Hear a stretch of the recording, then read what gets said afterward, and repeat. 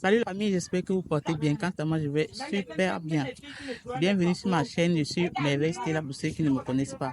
Aujourd'hui, dans cette vidéo, je vais vous montrer comment préparer sereinement sa layette et les erreurs à ne surtout pas commettre pendant cette préparation. Si tu souhaites savoir comment s'y prendre, reste scotché la suite après le générique.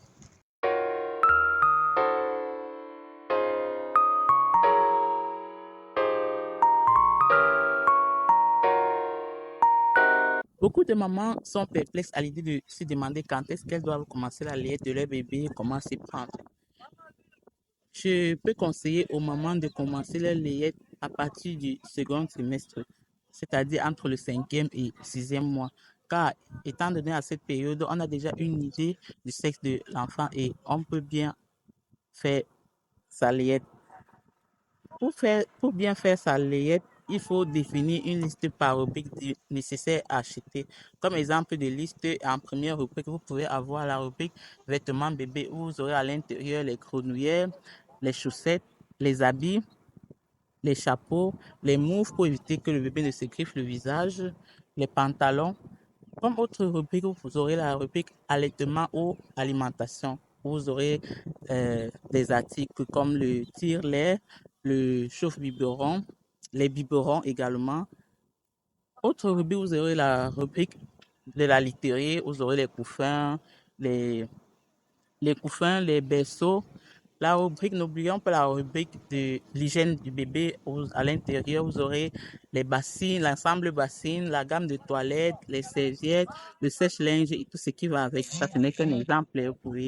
Vous aurez toute la liste sur le marché.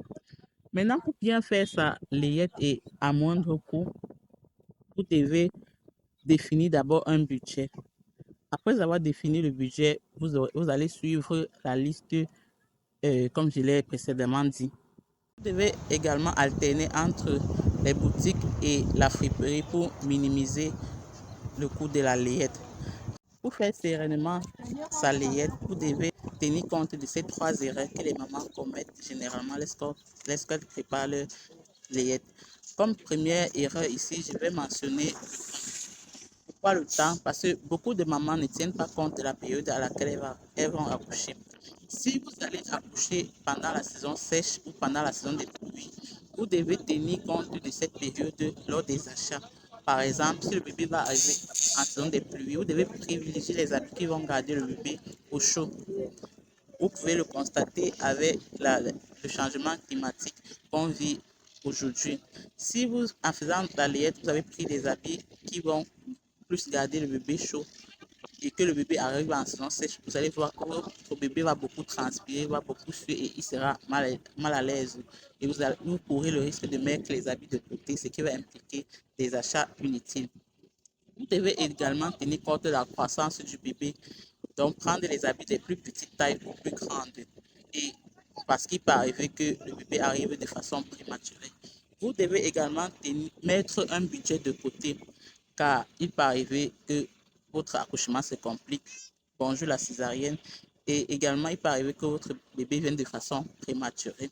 C'était tout pour cette vidéo. J'espère qu'elle vous a aidé. N'oubliez pas de liker, commenter et partager et invitez vos amis à s'abonner. Merci.